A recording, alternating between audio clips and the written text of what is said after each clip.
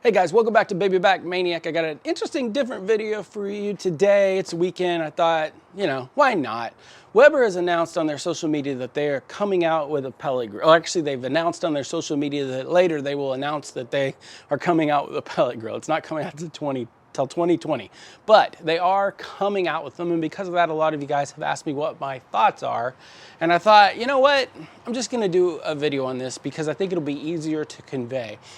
Basically, I have two sets of thoughts on this. I think there's the grill itself that I have some thoughts, some ideas about, and then there's the we'll call it personality of Weber versus Traeger, the juggernaut in that not outdoor cooking space, but the pellet grilling space. So Weber, as far as the grill, I have no inside information on this, but my suspicion is that Weber is going to come out with a fantastic grill. They have great engineers, they do their research, they take their time. I'm certain they've been working on this for years, and by the time it's out, it'll be fully tested and it'll come with the full Weber, customer service and warranty support. It'll be the Weber grill experience. I'm meant to do this. It'll be the Weber grill experience from beginning to end, and I just don't doubt that. Now, a friend of mine and I were talking the other day.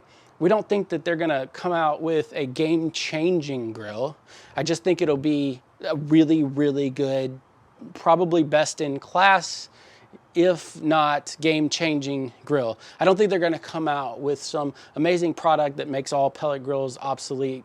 I just don't think that's their MO. They're a little bit more like Apple with the iPhone, where they take things that have worked in other products and other phones and they incorporate it into their phone in a way that just works and people are usually pretty happy with. So I think that's what we're gonna get. We're gonna get a solid quality grill that people will enjoy using and be happy with. And that's what we can expect. Now, on the other side, we got Weber the company, and truthfully, Weber the company has been in the pole position for a really, really long time, and they have not had to scrap and fight like some of the other companies have. In particular, in this space, Traeger, who, by the way, I'm not affiliated with. I do watch the industry a lot, and I've read a lot about Traeger and their CEO in particular, and I have a lot of respect for what he's doing because he basically took Traeger was a goner after they moved to China. I mean, they made some really, really dumb decisions. And after he bought in, he has pulled Traeger out of that by understanding how people work, how to embrace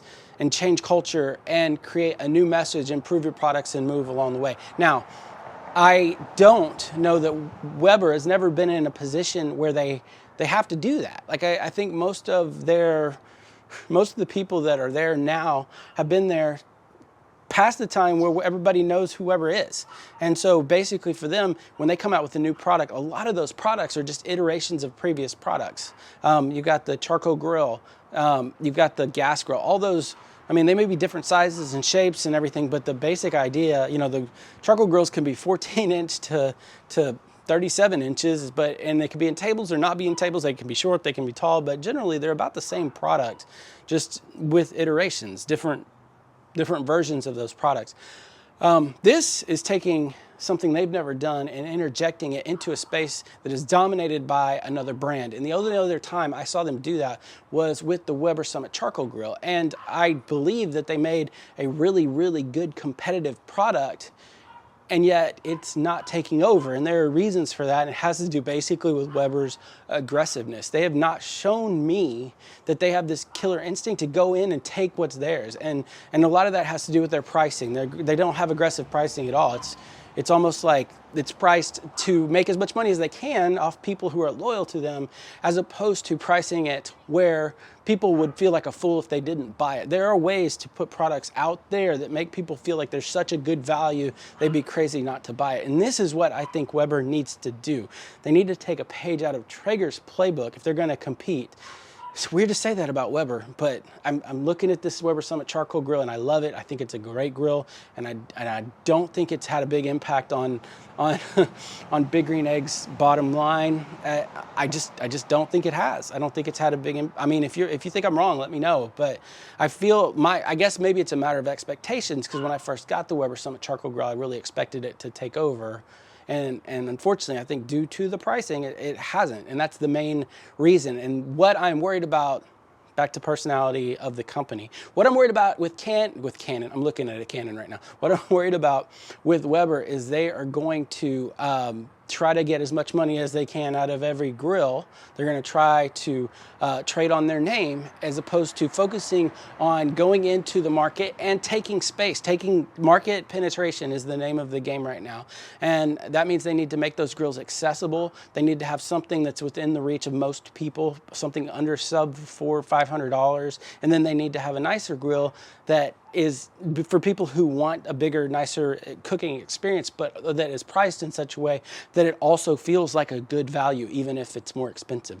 Weber's gonna have to do that. And in addition to that, they need to take a page from Traeger's playbook as far as Traeger just flat out carpet bombed the whole world. Like they were giving away product like you wouldn't believe to fans. They were giving away to influencers. They embraced social media in a way that I just haven't seen Weber do. They spent thousands and thousands and thousands of dollars getting their message out there, completely changed the culture, they moved their headquarters from Oregon to Salt Lake City, changed the culture with all new people, and they created excitement that you can actually see on social media when you talk to other people, and people want to be a part of that. Now, I think Weber is in just as strong a position. They have incredible brand loyalty, but I don't think that they've embraced their followers as much as they could. And it's not the fault of anyone that I know at Weber. I feel like Weber has the tools, the resources, the money, and the people to turn a switch and really get their name out there, get their message out there with the pellet grill. Obviously, we all know who Weber is, right? But with the pellet grill, they're going to have to be aggressive in their pricing. They can't come out with they need to come out with a Weber pellet fuel, right? But it can't be marked the most expensive one on the shelf like they did with their briquettes. It's a great briquette. It's $20 a bag. I never bought it until I saw it on sale. It's a wonderful briquette, but it was right next to Kingsford, and Kingsford is often half the price.